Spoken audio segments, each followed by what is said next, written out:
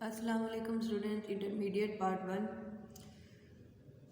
آج ہم دیکھیں گے تاریخ اسلام کے حصے دوم میں کہ خلیفہ دوم حضرت عمر فاروق رضی اللہ تعالیٰ عنہ کا انتظام سلطنت کا آپ کے تعارف ہم نے اس سے پہلے لیکچر میں دیکھا تھا، اور ہم نے دیکھا تھا کہ کس طرح حضرت ابوبکر صدیق رضی اللہ تعالیٰ عنہ نے آپ کو مسلمانوں کے لیے خلیفہ اور امیر المومنین مقرر فرمایا۔ اب دیکھتے ہیں کہ حضرت عمر فاروق رضی اللہ تعالیٰ عنہ نے اپنا انتظام سلطنت کس طرح سے چلایا۔ یہ وہ انتظام سلطنت تھا جس کی آج پوری دنیا میں، چاہے وہ یورپین کنٹریز ہوں یا پھر اسلامک کنٹریز ہوں، ہر ایک کو اس بات پر ان پر واضح ہو چکی ہے کہ اگر انہوں نے اپنے ملک کی ترقی سیاسی لحاظ سے اور معاشی لحاظ سے کرنی ہے تو انہیں حضرت عمر فاروق رضی اللہ تعالیٰ عنہ نے جو نظام حکومت اللہ تعالیٰ اور نبی اکرم صلی اللہ علیہ وسلم کے احکامات کے مطابق چلا کر دکھایا تھا، انہیں بھی وہی نظام حکومت اپنانا ہوگا۔ تاریخ اس بات کی گواہ ہے، اور آج بھی تاریخ اس بات کی گواہی دینے کو تیار ہے کہ حضرت عمر فاروق رضی اللہ تعالیٰ عنہ نے اسلام کے احکامات کے مطابق جو نظام حکومت چلا کر ہمیں دکھایا تھا، اگر آج کے دور میں ہم نے پھر سے عروج پانا ہے تو ہمیں وہی نظام حکومت جو ہے چلانا ہوگا، اسی نظام حکومت کی ہمیں تقلید کرنی ہوگی۔ لہذا ہم دیکھتے ہیں کہ حضرت عمر فاروق رضی اللہ تعالیٰ عنہ کا انتظام سلطنت کیا تھا۔ سب سے پہلے حضرت عمر فاروق رضی اللہ تعالیٰ عنہ نے ایک مرکزی نظام مقرر کیا۔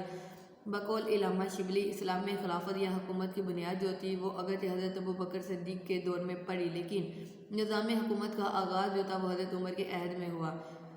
اگرچہ حضرت ابوبکر صدیق کے 2 سالہ عہد حکومت میں بڑی بڑی مہمات کا فیصلہ ہوا، لیکن باقاعدہ نظام جو تھا سلطنت کا وہ قائم نہ ہو سکا۔ اس کی وجہ یہ تھی کہ حضرت ابوبکر صدیق کا نظام حکومت جو تھا، ان کا جو دور حکومت تھا وہ بہت کم تھا۔ 2 سال کے عرصے میں آپ فتنوں کو ختم کرتے رہے، اور اتنی دیر میں آپ کی زندگی کی جو مدت تھی وہ ختم ہوگی۔ لہذا حضرت ابوبکر صدیق نے اپنے دور میں حکومت کی بنیاد تو رکھ دی، لیکن اس کے لیے کوئی انتظام کرنے کا وقت انہیں نہ ملا، اور اب سلطنت قائم کرنے کا جو باقاعدہ فریضہ تھا وہ حضرت عمر فاروق رضی اللہ تعالیٰ عنہ نے ادا کیا۔ حضرت عمر نے جہاں ایک طرف اسلامی سلطنت کی حدود کو وسعت دی اور کیسر اور کسرا کی سلطنتیں ٹوٹ کر اسلامی مملکت کا حصہ بنی، وہاں حکومت اور سلطنت کا باضابطہ نظام قائم کیا۔ یعنی آپ نے اسلامی سلطنت کو بہت وسیع حد تک پھیلا دیا۔ بہت سارے کیسر اور کسرا جو سپر پاور تھی، روم اور ایران، ان کو آپ نے نظام حکومت میں شامل کر لیا، اور اس کے مختلف شعبے آپ نے بنائے نظام حکومت کو چلانے کے لیے، کیونکہ اب اسلام کی جو حدود تھی وہ بہت زیادہ پھیل چکی تھی۔ تو لہذا آپ نے اسلامی ریاست کے نظام کو صحیح چلانے کے لیے آپ نے جو باقاعدہ سلطنت کا آغاز کیا، اس میں آپ نے مختلف جو تھے وہ شعبے بنائے تھے۔ لہذا حضرت عمر فاروق کے عہد حکومت میں انتظام سلطنت کے خدوحال درج ذیل تھے۔ نمبر 1، خلیفۃ المسلمین، کہ اسلامی حکومت کا جو سربراہ تھا وہ خلیفہ ہوتا تھا۔ وہ رسول خدا کا جانشین ہونے کی حیثیت سے مسلمان کے تمام دینی اور دنیاوی امور کا نگران اور کفیل ہوتا تھا۔ عوام شرعی طور پر قرآن و سنت کی روشنی میں حکمرانی کرنے والے خلیفہ کی ہدایت کے پابند تھے۔ خلیفہ اپنے آپ کو اللہ تعالیٰ اور عوام کے سامنے جواب دہ تصور کرتا تھا، لیکن امور مملکت میں اس کا فیصلہ حتمی تصور کیا جاتا تھا، یعنی مملکت امور کے مطابق قرآن اور سنت کے مطابق وہ جو بھی فیصلہ کرتا تھا وہ آخری فیصلہ ہوتا تھا، اس کے اوپر کوئی دوسرا اپنا فیصلہ نہیں سنا سکتا تھا۔ دارالخلافہ، حضرت عمر کے دور میں اگرچہ اسلامی سلطنت کی حدود بہت وسیع ہوگی، لیکن محبت رسول کے پیکر خلیفہ دوم نے حسب سابق مدینہ منورہ کو ہی دارالخلافہ برقرار رکھا، یعنی جو مین مرکز تھا وہ حکومت کا وہ حضرت عمر فاروق رضی اللہ تعالیٰ عنہ نے مدینہ کو ہی رکھا۔ مرکزی حکومت کے تمام شعبے اسی مقام پر قائم کیے گئے تاکہ مدینہ النبی کی مرکزی حیثیت قائم رہے۔ مرکزی سیکریٹریٹ، حضرت عمر فاروق رضی اللہ تعالیٰ عنہ نے مرکزی حکومت کا دفتری نظام ایرانی مدبرین کے مشورے سے قائم کیا۔ مختلف امور کے لیے مختلف شعبے قائم کیے گئے، ان میں دیوان فوج اور دیوان مالیات خصوصی اہمیت کے حامل تھے۔ یعنی یہ شعبوں کے نام ہیں کہ ایک فوج کا شعبہ اور ایک مالیات کا۔ آپ نے عبداللہ بن ارقم کو معتمد اعلیٰ یعنی چیف سیکرٹری کی حیثیت سے کام کرنے پر مأمور فرمایا، جو تمام خطوط کا جواب لکھتے اور ان کا باقاعدہ ریکارڈ رکھتے تھے۔ مرکزی دفتر مسجد نبوی، حضرت عمر فاروق رضی اللہ تعالیٰ عنہ کے دور میں مسجد نبوی جو تھی وہ سیکریٹریٹ، اسمبلی ہال اور سفارتی امور نپٹانے کے علاوہ عدل و انصاف کے تقاضے پورے کرنے کا کام کرتی تھی۔ یعنی آج کے دور میں جو ہمارا نظام جو ہے جو عدلیہ میں چلتا ہے، وہ تمام نظام جو ہے وہ مسجد نبوی میں ہی منعقد کیا جاتا تھا۔ مجلس شورا، شورا اسلام کے سیاسی نظام میں بنیادی حیثیت کی حامل ہے، یعنی ایسی مجلس جس میں اہم معاملات مشاورت سے طے کیے جاتے ہیں۔ حضرت عمر فاروق رضی اللہ تعالیٰ عنہ کی سلطنت میں تمام امور جو تھے وہ قرآن اور سنت کی روشنی میں مشورے کے ذریعے سے طے کرتے تھے، لیکن مملکت کے نازک اور انتہائی اہم معاملات کے لیے ایک خصوصی مجلس مشاورت قائم تھی، جس میں مہاجرین اور انصار کے صابر رائے اور مقتدر اصحاب شامل تھے، یعنی ایسے اصحاب جو کہ عقل و فہم میں حدیث اور سنت کو جاننے میں بہت ماہر تھے۔ ان میں سے حضرت عثمان غنی، حضرت علی رضی اللہ تعالیٰ عنہ، حضرت طلحہ، حضرت زبیر، حضرت عبد الرحمن بن عوف، حضرت معاذ بن جبل، حضرت سعد بن ابی وقاص اور حضرت زید بن ثابت کے نام خصوصاً قابل ذکر ہیں۔ کبھی کبھی تمام اہلیان مدینہ کو بھی مشورے میں شامل کر لیا جاتا اور عوام کو اعتماد میں لے کر کثرت رائے سے معاملات طے کیے جاتے۔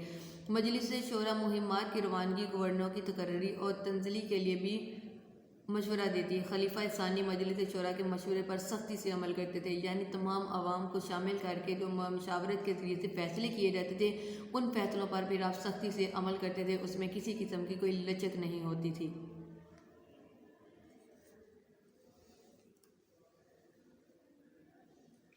اس کے بعد آپ نے صوبائی نظام حکومت مقرر کیا۔ حضرت عمر فاروق صوبوں کی تقسیم آپ نے سب سے پہلے کی، کیونکہ نظام حکومت سلطنت جو تھی وہ بہت وسیع ہو گئی تھی، لہذا حضرت عمر فاروق نے اپنے دور میں انتظامی سہولت کو دیکھتے ہوئے، یعنی انتظامات کو اچھی طرح سے چلانے کے لیے اسلامی سلطنت کو 11 صوبوں میں تقسیم کیا۔ مکہ مکرمہ، مدینہ منورہ، شام، جزیرہ، بصرہ، کوفہ، مصر، فلسطین، فارس، خراسان اور آذربائیجان، ہر صوبے کو ولایت کہا جاتا تھا۔ صوبائی حکومت کے اہم عہدیدار یہ تھے: والی، کاتب، کاتب دیوان، صاحب الخراج، خداس، قاضی القضاء اور فوجی یا پھر میر منشی۔ یہ اس وقت کے نام تھے۔ آج کے دور میں والی جو ہوتا ہے اس کو گورنر کے نام سے جانا جاتا ہے، کاتب یعنی جو حساب کتاب لکھنے والا ہوتا ہے اس کو سیکرٹری کہتے ہیں، کاتب دیوان یعنی اکاؤنٹنٹ جنرل جو آگے سے اکاؤنٹ کا تمام کام دیکھتا ہے اس کو کاتب دیوان کہا جاتا تھا، صاحب الخراج ناظم مالیات یعنی جو بھی مالیات آتے ہیں ان کا حساب کتاب لگانا، حداث یعنی پولیس آفیسر، قاضی القضاء یعنی چیف جسٹس ہمارے جج وغیرہ۔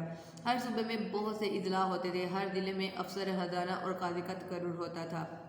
حکام کا تقرر: حضرت عمر ضلعی اور صوبائی حکام کے تقرر میں بڑی احتیاط سے کام لیتے تھے، رنگ و نسل اور حسب نسب کا لحاظ کیے بغیر لائق ترین اور متقی افراد کو اہم عہدوں پر مقرر کیا جاتا تھا۔ جب بھی کسی عامل کا تقرر ہوتا تو اس کی منقولہ وغیرہ اور غیر منقولہ جائیداد کا ریکارڈ محفوظ کر لیا جاتا ہے۔ دوران ملازمت اگر اس کے مال اور جائیداد میں اضافہ ہوتا تو اس سے اس کے بارے میں سوال کیا جاتا۔ تقرری کے وقت عامل کو ایک پروانہ دیا جاتا ہے جس میں اس کے اختیارات یعنی ایک پیپر دیا جاتا ہے جس کے اوپر اس کے فرائض لکھے جاتے۔ اس پروانے کو عامل کے علاقے میں لوگوں کو جمع کر کے ان کو سنانا ہوتا تھا تاکہ وہ اپنی حد سے تجاوز نہ کر پائیں۔ اس کے علاوہ ہر عامل اور ہر عہدیدار سے یہ عہد بھی لیا جاتا تھا کہ وہ ترکی گھوڑے پر سوار نہ ہوگا۔ ترکی گھوڑا اعلیٰ نسل کا گھوڑا ہوتا تھا جس پر وہ سوار نہیں ہو سکتے تھے۔ افسر جن کو حکام مقرر کیا جاتا تھا، حکومت کے جو عہدیدار ہوتے تھے ان کو اعلیٰ نسل کے گھوڑے پر بیٹھنے سے منع کیا گیا تاکہ ان میں کوئی بھی غرور اور تکبر پیدا نہ ہو سکے۔ وہ باریک کپڑا نہیں پہنے گا، وہ دروازے پر دربان کھڑا نہیں کرے گا، یعنی جو عہدیدار ہے، جو حکومت کا افسر ہے، وہ اپنے دروازے پر کوئی بھی چوکیدار وغیرہ یا کوئی بھی محافظ کھڑا نہیں کرے گا۔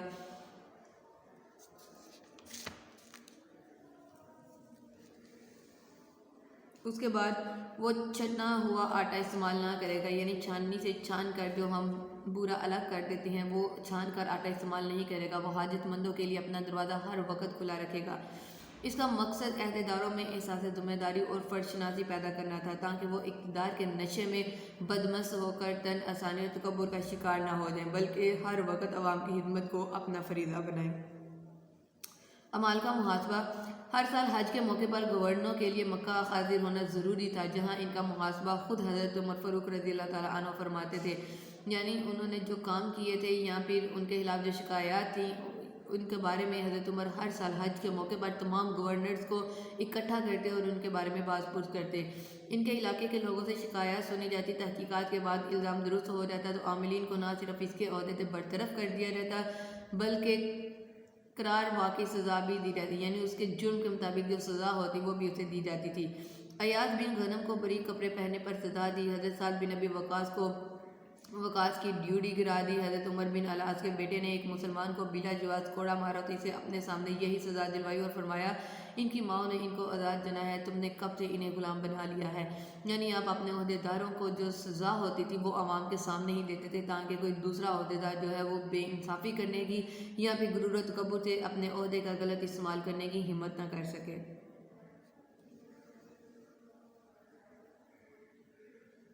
अदालती निज़ाम। आज़ाद अदलिया। इब्तिदा में बाद इंतज़ामी दुश्वारियों के बायस कुछ अरसे तक इंतज़ामी और अदालती शोबे यकजा रहे, लेकिन जब निज़ाम सल्तनत कायम हुआ तो अदलिया को इंतज़ामिया से अलग कर दिया गया। इंतज़ामिया वो इदारा था जो कि कानून मुल्क में लागू करता था। अब अदलिया वो इदारा था जो कि अदल व इंसाफ़ यानी गलत और सही का फ़ैसला करता था। तो हज़रत उमर फ़ारूक रज़ी अल्लाह ताला अन्हु ने इन दोनों शोबों को अलग कर दिया। खलीफा ख़ुद अदलिया का निगरानी आला होता था, यानी आप जो खलीफा वक्त था अमीरुल मोमिनीन थे, वो खुद अदलिया के जो फैसले थे उनकी निगरानी करता था। तमाम अज़ला में अदालतें कायम की गई और इनमें नेक, मुत्तकी, आदिल और माहिर कानून अफराद को बतौर काजी यानी जज मुकर्रर किया गया। अदलिया का ही एक शोबा इफ्ता के नाम से मौजूद था जो लोगों के दीनी मसाइल और इस्लामी कवानीन की वजाहत करता था। कादियों को माकूल तनख्वाह दी जाती थी ताकि रिश्वत का रवाज पैदा ना हो। ईवान अदालत में अदना और आला, अमीर और गरीब सब बराबर थे, कोई भी कानून की गिरफ्त से बच नहीं सकता था। कोई भी कोई जुर्म करता तो चाहे वो अमीर हो, गरीब हो, किसी भी नस्ल से ताल्लुक़ रखता हो या किसी भी ओहदे से हो, उसको जो एक शरीयत में उसके लिए सज़ा मुकर्रर थी वो लाजमी तौर पर उसे दी जाती थी। माली निज़ाम। बैतुल माल का क़याम किया। अपने अहद फ़रूकी से पहले मालियात कोई बाकायदा शोबा मौजूद ना था। हज़रत उमर फ़ारूक रज़ियल्लाहु ताला अन्हु ने मजलिस शूरा के मशवरे से मदीना मुनव्वरा में मरकज़ी बैतुल माल कायम किया। हर सूबे और ज़िले में इसकी शाखें कायम की। बैतुल माल से सरकारी मुलाज़िमीन और फ़ौजियों की तनख्वाहें दी जाती थी। इसके अलावा हाजतमंदों को यानी जो ज़रूरतमंद थे उनके वजीफ़े भी दिए जाते थे। मरकज़ी दारुल खलाफा में बैतुल माल की इमारत नहायत वसी थी। हज़रत अब्दुल्ला बिन अरकम को अफसर खजाना यानी खजानची मुकर्रर किया गया। सूबे अखराजात के बाद बचत मरकज़ी बैतुल माल में जमा कराते थे। इस्लामी सल्तनत की आमदनी के अहम ज़राए दर्ज थे, यानी इस्लामी सल्तनत में आमदनी कहाँ से आती थी, किस तरह से तरक्याती मनसूबे और ये वजीफ़े हाजतमंदों के लगाए रहते थे। सबसे पहले ज़कात। हुज़ूर अकरम सल्लल्लाहु अलैहि वसल्लम के अहद से ज़कात की वसूली का निज़ाम जो था वो शुरू हो चुका था। हर साहिब माल मुसलमान पर ज़कात की अदायगी फ़र्ज़ थी, लिहाजा तमाम लोगों से शरई अहकाम के मुताबिक ज़कात वसूल की जाती थी और इसे बैतुल माल में इकट्ठा करके वसीक लोगों में तकसीम किया जाता था। खराज। गैर मुस्लिम काश्तकारों से ज़मीन की पैदावार का एक मुकर्ररा हिस्सा या इसकी रकम वसूल की जाती थी, इसे खराज कहते थे। ये रकम मुल्की दफा पर खर्च की जाती थी, यानी मुल्क की हिफाजत के लिए। जजिया। ये वो रकम थी जो गैर मुस्लिम राया से इनकी जान और माल के तहफ़्फ़ुज़ के बदले में वसूल की जाती थी। ये रकम सिर्फ आकिल, बालिग और दफा के काबिल लोगों पर वाजिबुल अलाद होती थी। मुहताज औरतें, बीमार और बेकार मर्द इस जजिए से मुस्तस्ना थे, यानी उनसे ये जजिया नहीं लिया जाता था। जजिया देने वाले को ज़ुम्मी कहा जाता था। खम्स। मैदान जंग से दुश्मन की जो चीज़ हाथ आती थी माल गनीमत कहलाती थी। इसका 5वां हिस्सा जो था वो बैतुल माल में जमा करके बाकी माल जो था वो मुजाहिदीन में तकसीम कर दिया जाता था। अशूर। गैर मुल्की ताजरों से इनके सरमाए का 10वां हिस्सा बतौर टैक्स लिया जाता था। इसके अलावा मुसलमानों की अराजी से हासिल शुदा पैदावार का 10वां हिस्सा बतौर उशर वसूल किया जाता था। ज़मीन। वो ज़मीन जो इस्लामी रियासत की मलकियत थी, इसकी आमदनी भी बराह रास्त बैतुल माल में जमा कराई जाती थी, यानी जो इस्लामी रियासत की मलकियत थी उसके ऊपर जो भी आमदन होती थी, जो भी काम होता था, उसके तमाम पैसे बैतुल माल में जमा होते थे। ये था बैतुल माल का निज़ाम, जिसमें आमदनी जो थी ज़कात, हराज, जजिया, खमस, अशूर और इस्लामी सल्तनत की ज़मीनों के ज़रिए आती थी। और इस तमाम जो अखराजात थे सूबों के या फिर सल्तनत के, वो पूरे करने के बाद तमाम माल जो था वो मुस्तहक लोगों तक पहुंचा दिया जाता था। या जो मज़दूर होते थे, जो गरीब होते थे, जो छोटे बच्चे यतीम हो जाते थे, या जो बूढ़े लोग जिनकी औलाद नहीं होती थी, उन तमाम की कफ़ालत जो थी वो खलीफा वक्त यानी अमीरुल मोमिनीन हज़रत उमर फ़ारूक रज़ियल्लाहु ताला अन्हु इस्लामी सल्तनत का जो बैतुल माल था उसमें जो रकम बच जाती थी सल्तनत की ज़िम्मेदारियों को पूरा करने के बाद, वो तमाम उनके वजीफ़े जो थे उनमें से मुकर्रर किए जाते थे और उनकी जो ज़रूरियात थी वो पूरी की जाती थी। ये हज़रत उमर फ़ारूक रज़ियल्लाहु ताला अन्हु बयान करते थे कि अगर मेरी अहद में यानी मेरी हुकूमत में एक कुत्ता भी दरिया दजला के करीब भूखा मर जाता है तो उमर उसका भी जवाबदेह है।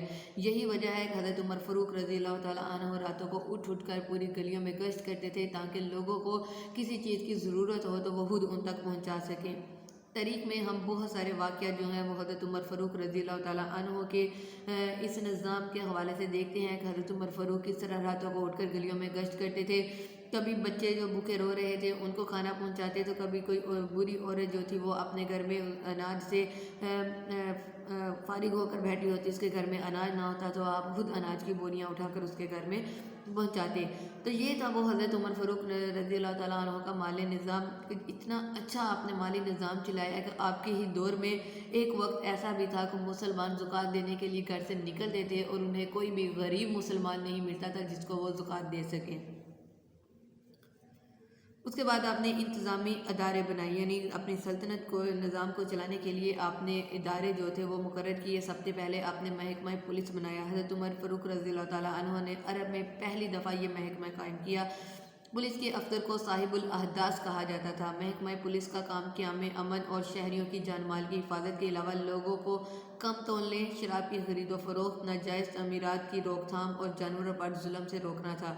یہ محکمہ شرطہ کہلانے لگا. آج کے بھی دور میں اگر آپ سعودی عرب میں جائیں تو وہاں پر جو پولیس ہوتی ہے آپ کے معاملات کو دیکھنے کے لیے اس کو شرطہ کہا جاتا ہے. تو اس وقت بھی محکمہ پولیس کو جو تھا وہ شرطہ کہلانے لگا، اور اس کے تمام کام یہ تھے کہ ملک میں یا پھر شہر میں ہونے والے جتنی بھی بد امنی کے کام ہیں ان کی روک تھام کی جائے. جیل خانہ جات کا قیام. حضرت عمر فاروق رضی اللہ تعالیٰ عنہ کے دور حکومت سے قبل جیل خانے موجود نہ تھے، لیکن خلیفہ دوم نے عادی مجرموں کو سزا دینے کے لیے جیل خانے تعمیر کرائی. یعنی وہ لوگ جو کہ جرم کرتے تھے اور جرم کرنے کے عادی تھے، بار بار جرم کرتے تھے اور اپنے حرکتوں سے باز نہیں آتے تھے، پھر حضرت عمر فاروق رضی اللہ تعالیٰ عنہ نے ان کے لیے جیل خانے بنائے تاکہ ایسے افراد جو اپنے جرم سے توبہ نہیں کرتے اور باز نہیں آتے ان کو جیلوں میں بند کر دیا جائے اور ملک میں امن و ایمان قائم رکھا جائے.